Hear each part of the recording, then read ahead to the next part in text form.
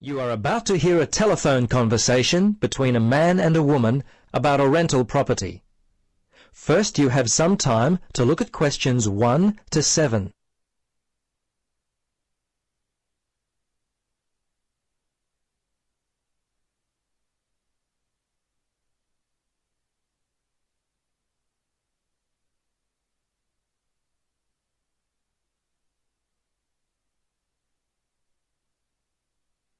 Now, listen carefully and answer questions 1 to 7. Central Realty, Jill speaking. How can I help you? Yes, hello, Jill. I've got a problem, a complaint I wish to register. Who should I speak to? You'll want to speak to Tracy, the residential manager. Just a moment and I'll put you through. Thanks. Hello, this is Tracy. I understand your rent is going to be increased. Yes, this is why I'm calling. I was told that my rent would not be increased for the length of my 6-month contract, which I signed only 4 months ago. What's going on? Is my landlord allowed to do this? I see. Yes. Okay. That seems strange.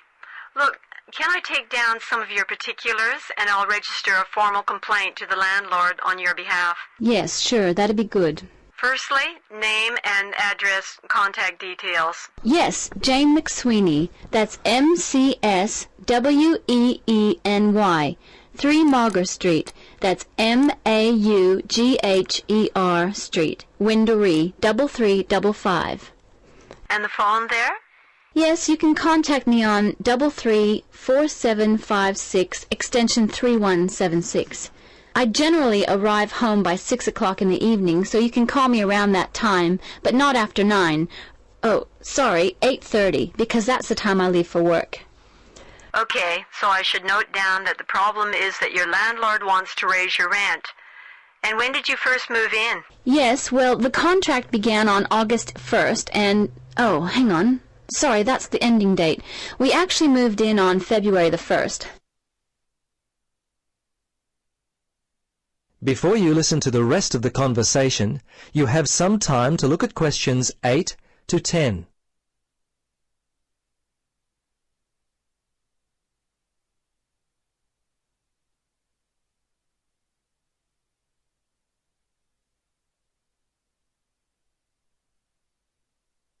Now, listen carefully and answer questions 8 to 10. Okay, good. Now, if need be, you will have to send a letter to the Rental Tenancy Board. But as I said, first let us approach your landlord on your behalf and see if we can work out the problem before it gets to that situation. I'd be very surprised if you have to send a letter. 95% of these kinds of problems get solved early on. Okay. Now, if you have any problems you need to discuss, feel free to come in and talk with the general manager. In the meantime, if you would just wait until we receive an answer from your landlord, we'll be able to then plan our next step. Is there anything else I could be doing? Well, you could write a letter to the RTB listing all the events as they happened from your point of view. But as I say, hold on to it. Don't send it unless we have to. Well, that's about it for now. Thanks for your call. I'm sure we can sort this out. Thanks very much for your help. I hope we can sort it out too. Bye for now. Yes, bye. That is the end of part 1. You now have half a minute to check your answers.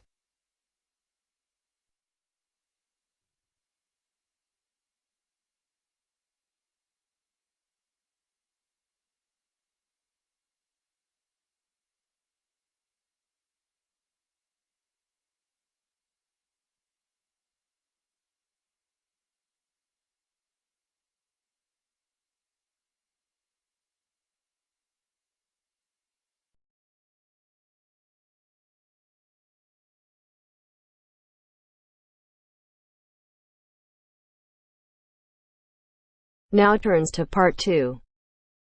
Part 2. You will hear a telephone conversation about a job vacancy. First, you have some time to look at questions 11 to 15.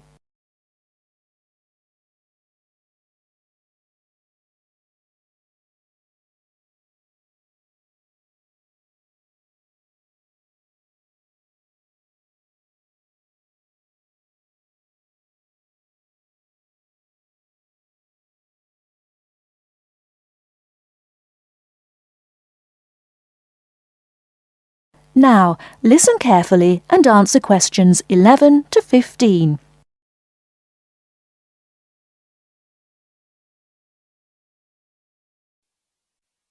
Hello, Top Job Employment Agency. Ellen Sykes speaking. How can I help you? Good morning. My name's Steve Collins and I'm calling about the call centre job advertised in today's paper. For an operative handling credit card inquiries? Yes, that's right. The wages and working conditions are all in the ad, so what I'd like to know now is what the work actually consists of. I should explain that I'm a student looking for a summer job, not long-term employment. That's okay. The people at Intercard say they've always found students to be honest, which of course is essential in this line of work, and they have the basic IT skills needed there. Apparently, there have been a few who didn't find it easy to get there on time in the morning, but in most cases their punctuality is as good as anybody else's. Anyway, about the work. And I know a bit about this because, as it happens, I've worked there myself. Really? Yes, for about a year. You'd find that most callers would be people wanting to check the balance on their cards, query payments made and so on. And from those who've had their card stolen? No, they ring another number for that, an emergency line. People also call that number if they lose their cards. And what are most callers like? I mean, what kind of people are they? All sorts, really. All ages, every kind of background. Though one definite trend is the change in the number of women. Nowadays, they make up around 55% of the total, whereas years ago, there used to be a majority of men calling. At one time, I heard, as many as 3/4 of all credit cards were actually held by men, but that must have been long before I was there. It's certainly different now. So to do this job, what sort of experience do I need? None, really. Have you got a credit card yourself? Yes, I have. Then you probably know quite a bit about them already. And as a student, you're obviously intelligent, which of course you need to be for the job. So after a day or so working with an experienced operative, I'm sure you'll have picked up enough to deal with routine inquiries, which of course most of them are. But there are bound to be questions I can't deal with, at least at first. What happens then? In that case, you can ask a supervisor. They're very helpful to new staff. I think I like the sound of this. What do I do next?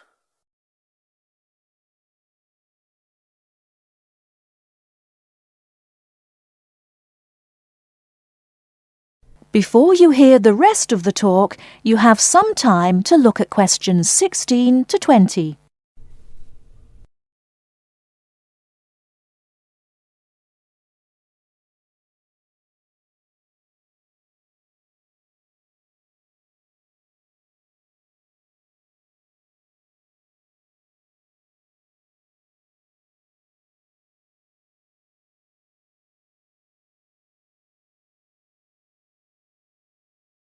Now listen and answer questions 16 to 20. Can you get over there for 9:45 on Monday morning for an interview? Definitely, yes. Whereabouts are they? In Riverside Business Park. Do you know it? Yes, I've been there once. How do you usually travel? By bus. Right. So you take either the 136 or 137 to the bus station, and when you come out of there, you turn right. Along Orchard Road, that is. The road from the railway station? Yes, that's right. You go past the petrol station next to the car dealers, then carry on down the road. Do I take the first left at the main car park? Well, you could do that, and walk up Newfield Avenue alongside the shopping centre, but it's a long way round. I'd suggest continuing along Orchard Road, with the water company and then the insurance offices on your right. They used to be local government offices, by the way. Yes, I remember those. And you keep going until you reach the advertising agency. Now, facing that is a small road called Cherry Lane. There's a newspaper office on the corner, and opposite that is a big hotel, so you can't miss it. And how far down that road is it? Well, they aren't actually in Cherry Lane. You walk as far as the next junction and turn right into Almond Drive at the mail centre. Intercard is in the third building on the right, between the airline offices and the shipping company. Fine. I'll be there on Monday. Thanks very much. Bye. Good luck. Bye.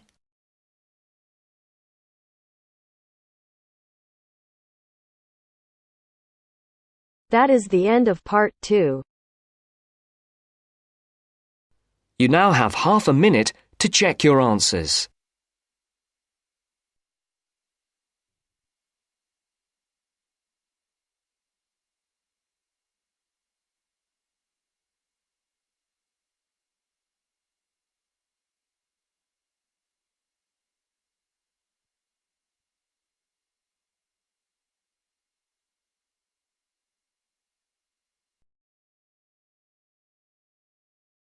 Now turns to part 3. Part 3. You will hear a conversation between a university student and a librarian about using the city archives. First, you have some time to look at questions 21 to 24.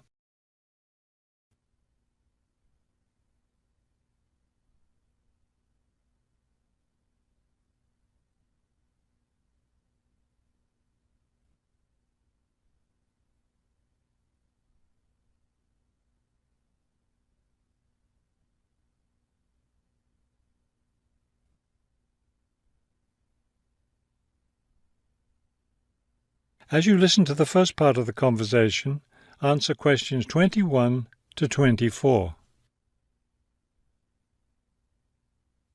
Hello. I was wondering if you could give me some information about using the archives? I'd be happy to. Are you a resident of the city? Actually, I live just outside the city, but I study at the university downtown. That's fine. All you need to do is show your university identification card, and you can use the archives at no charge, as long as your ID card is current, of course. Yes, it's valid. So I don't have to pay anything? No, city residents pay an annual fee, but students can use the archives for free. Everyone else needs to get special permission from the director, but that doesn't apply to you, of course. Oh, good. I was also wondering about the schedule. I have classes every day, Monday through Friday, and I also have a part-time job. So I could really only use the archives on weekends. That's not a problem at all. We're open all weekend. Actually, the only day we're closed is Monday, so you can come any day, Tuesday through Sunday. Are you open in the evenings? Yes, we're open from 9:30 in the morning until 8:30 in the evening. That will fit my schedule well. Before you hear the rest of the conversation, you have some time to look at questions 25 to 30.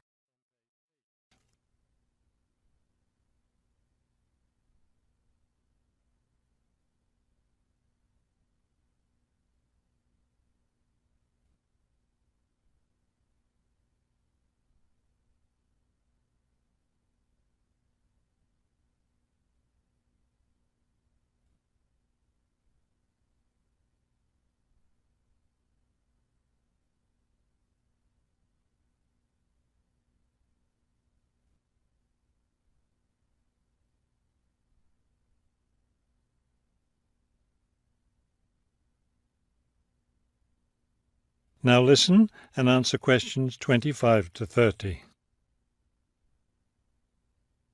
Is there something else I can help you with? Yes. One thing I'll be needing to see for one of my class projects is old photographs. Do you have photographs of the city in the 19th century that I could look at? Yes, we store all the photographs in the basement. Those stairs over there will take you down to the photography collection. Just tell the librarian there what you're interested in, and he'll help you. Those would be 19th century photographs? Yes, the entire collection is there. Now, if you're interested in seeing documents from the 19th century, those are right here on the ground floor. I would like to see some of those documents. Does that collection include newspapers too? No, all the newspapers from the earliest ones in the 18th century up to the current time are on the second floor. Here, let me just give you this map of the archives, and you'll be able to find whatever it is you need. Thank you. Oh, I see you have a whole room devoted to maps. Yes, on the third floor. That's great, because one thing I need to do is look at how the city has developed over time. I'm sure you'll find a lot of helpful information there. Of course, some of the maps are several centuries old, so generally visitors are only allowed to see photographic reproductions of them. That shouldn't be a problem. What's this on the fourth floor? Ogden's Woolen Mill. As I'm sure you know, Ogden's woolen mill was the major entity responsible for the growth of this city in the 19th century. The Ogden heirs gave money for the archives to devote an entire floor to information about the history of the mill. Will I be able to find information about the Ogden family there? Photographs, personal papers, things like that? Probably the family photographs are stored downstairs in the photography collection. The personal papers would be on the 5th floor, where we keep all the personal papers of famous residents of our city. Thank you so much for your help. I'll be able to do a lot of my research here.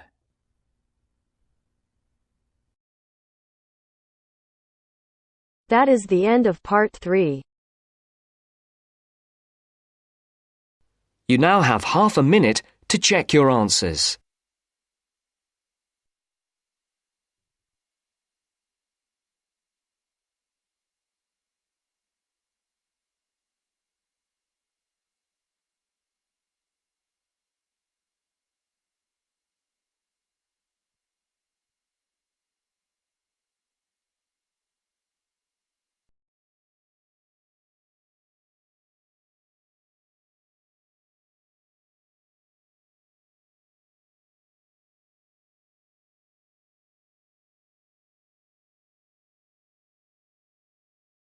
Now turn to Section 4. Test 5, Section 4. You will hear a wildlife expert giving a talk to a group of bird lovers in the UK about a species called the tawny owl. Before you listen, you have some time to look at questions 31 to 40.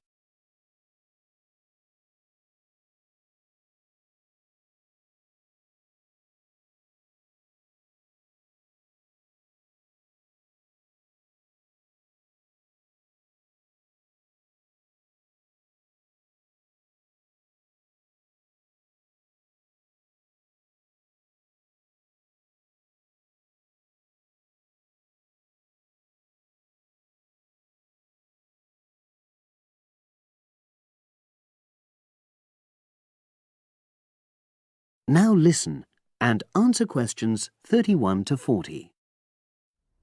Good evening, everyone. You're all likely to be familiar with pictures of the tawny owl. Because of all the owl species in the UK, it's actually the most common one. But the chances are that you're more likely to have heard one than actually seen one, as it's also strongly nocturnal. This means that it normally ventures out at night. So, what kind of habitat does the tawny owl prefer? Well, a survey carried out in the 1980s confirmed that this owl is most likely to be found in woodland. If you look at a map of tawny owl distribution across Britain, you'll only see gaps in the treeless marshy areas of eastern England and in some of the more upland parts of northwest Scotland. However, you can sometimes find populations of tawny owls in urban areas too, either in parks or in large gardens. The tawny owl shows some obvious adaptations to its natural habitat. For example, both its wings and its tail are short, which helps it to maneuver through the trees. Also, the bird's plumage is a mixture of brown and grey, and this provides suitable camouflage for when the owl perches up against a tree trunk. Then there are its large eyes. The tawny owl's visual capacities are considerably better than those of humans, and although it can't see in complete darkness, it's sufficiently well equipped to be able to navigate its way around woodland on all but the most overcast nights. Another factor that contributes to the tawny owl's success as a hunter is its excellent memory of the layout of different areas. If you combine this ability with the owl's strongly territorial and sedentary nature, most populations of tawny owl are sit-and-wait predators, you realize that it has a good opportunity to predict where prey might be found. Finally, as well as having large eyes, The owl's sense of hearing is excellent, and this helps it to locate potential prey as it sits on its perch.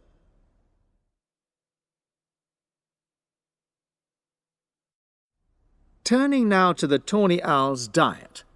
Woodland tawny owls feed mainly on mammals, especially small ones, such as wood mice and bank voles.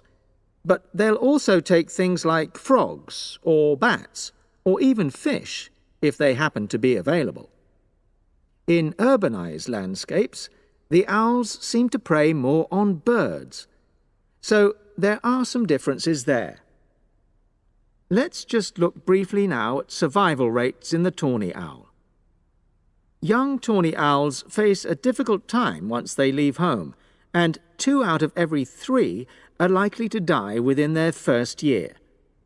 So, with such high mortality levels, it's a good job that established breeding pairs can produce young over a number of seasons and maximize their chances of passing their genes on to the next generation of owls. I've already mentioned the sedentary nature of the tawny owl, but it's not just adult tawny owls that are sedentary in their habits. Young birds, dispersing away from where they were born, rarely move far. The average distance is just 4 kilometres. There also appears to be some reluctance to cross large bodies of water. The owl is absent from many of the islands around our shores, with only occasional sightings in Ireland and the Isle of Wight off the south coast of England. Right, well, now I'll show you some photographs that have been taken in one or two of the natural... That is the end of section 4. You now have half a minute to check your answers.